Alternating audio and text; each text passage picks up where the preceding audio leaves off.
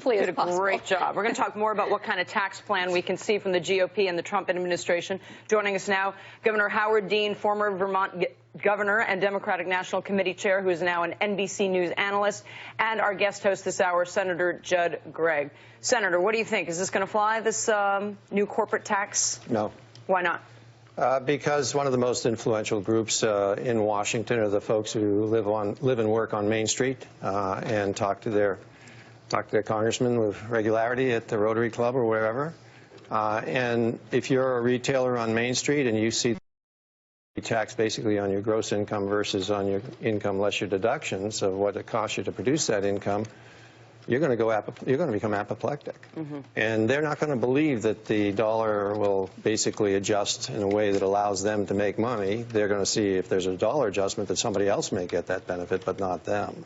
So I think you're going to find really difficult. This is a real heavy lift to get this one off the ground. I think there are a lot of proposals for major tax reform on the corporate and individual sides which have already been vetted, such as the Simpson-Bowles bill, such as the Wyden-Coates bill, which get rates down dramatically, get the corporate rate down to 25% or even 23%, that don't require this sort of a radical adjustment in the way one sector of the economy is treated. Governor Dean, I would think you would love this because you know what? It raises so much money.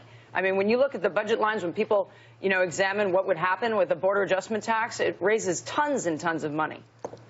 Well, there's two issues here for me. One is it looks like dynamic scoring. That is, there's a whole lot of stuff that's predicted that's supposedly going to fix all the problems, like dynamic scoring. And then, of course, when the revenues don't actually happen and the dollar doesn't actually go up, in this case, then the whole thing falls apart. The second is, what effect would this have on the WTO? This is essentially a protectionist way of financing and taxing. So, I would think that other nations would retaliate. And then I totally agree with Judd. I think this is a non-starter. I actually am one of the Democrats who's in favor of lowering the corporate tax dramatically for competitive purposes. To what? Well, this moves very close, Howard, to a VAT tax. And, of course, that would be WTO compliant. And it's really not a dynamic scoring issue.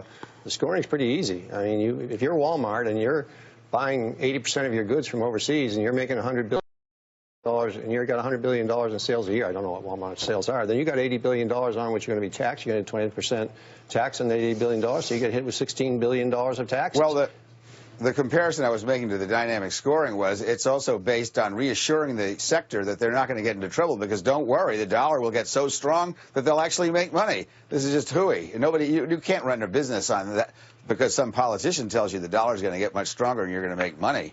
So I'm against this. I do think that we can figure out a way to lower the corporate tax rate. I think it's a good idea. My own preference would be just simply to take out all the loopholes, take out the oil depletion allowance. This would eliminate inversions in a big way, Governor Dean. It would change all the incentives. I agree. That's why that's all exactly why I'm for it. As a Democrat, I want to keep those destination-based taxes. It's the same thing that we're talking about. This thing that you're deriding would actually help eliminate inversions almost completely. Yes, except at what price? It doesn't do any good to eliminate diversions if you put retailers out of business. Yeah, but no matter what happens in this tax reform bill, there will be a tax reform bill, I believe. And it will be a substantive tax reform bill. And I think it will we will move to a territorial system. So I do think the inversion system. I'm in shock, Governor. I don't know what happened since the election, but so you want to lower corporate taxes. You're worried that the corporations will get hurt if we tax them too much. What happened to you since I thought you were going to be breathing? What was it? The electors didn't do what you were hoping.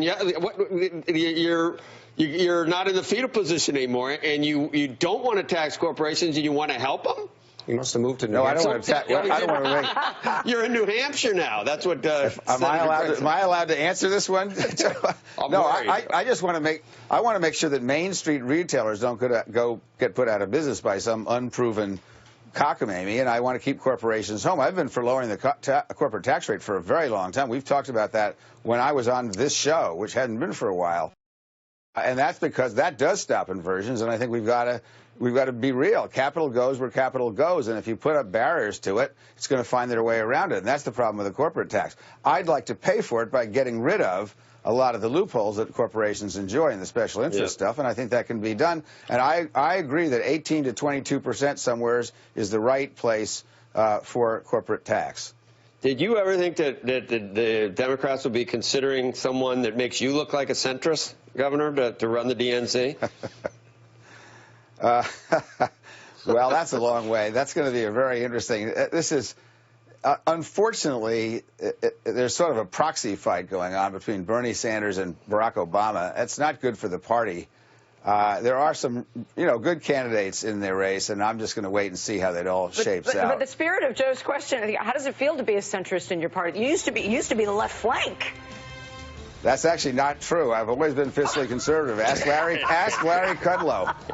Ask Larry Kudlow. Next time Larry Kudlow comes on the show, ask Larry Kudlow. Thanks for joining us this morning, Governor. Thank you.